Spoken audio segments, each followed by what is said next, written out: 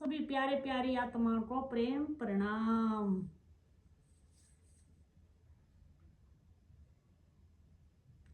आत्मा कैसे पहचानोगे? आत्मा को कहां से आती है आत्मा? आत्मा जैसे सूर्य निकलता है ना, सूर्य और सूर्य की किरणें नीचे आती हैं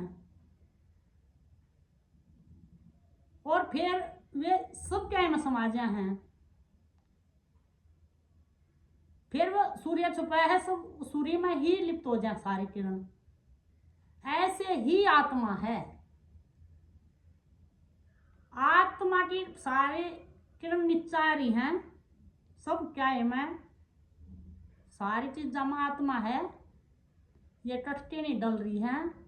जैसे सूर्य की किरणें हैं ऐसे ही आत्मा है हर चीज में,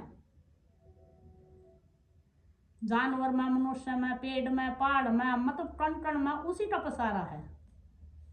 हर चीज में आत्मा है।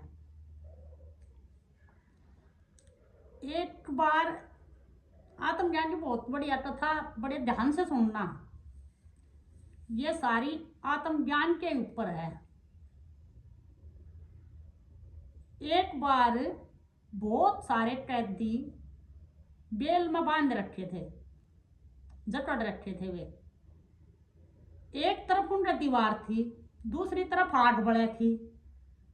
जो आग बड़े थी उनकी परछाई सीधी दीवार पर पड़े थी। जो कैदी थे उनकी परछाई, वे बंद रहे थे तब परछाई में जीवन थे, उनने परछाई देखी थी सारियाना, क्यों बंद रहे थे और तो परछाई दिखा थी हमेशा उनने। उस कैद से एक उनका भाई किसी तरह छुटा छुटू कर बाहर निकल जा।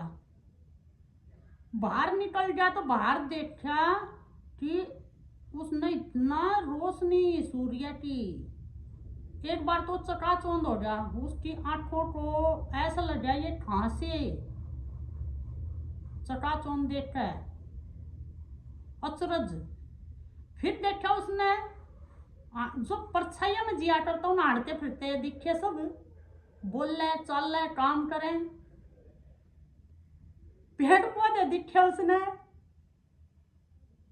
अरे हाथ लाला देखा, सब क्या है क्या सारी चीज जाके बड़ा मस्त हो रहा।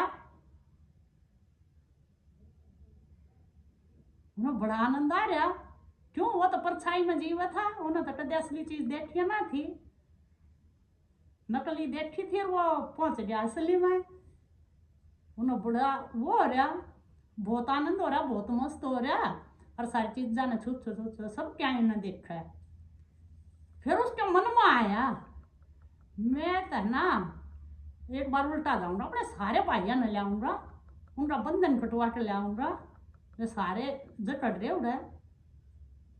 तो बेचारा उल्टा चला गया, उड़ा जाके वो बतान लग गया। अकमन ने देखा असली है यह चीज सारी, असली असली के आदमी है, असली का पेड़ पौधे हैं, असली नो है, असली ये है। मैं भी सुनाई ना कोई भी पागल है सारा, मारो इसका। क्यों? उनने सारा भाई परछाई में जिया था उन्हें दे, वे सारे उसने धमकान लाग गए, उसको मारने लाग गए। बोले है पागल हो रहा, पागला का भी पागल। पर उसने सत्य को चाट लिया था।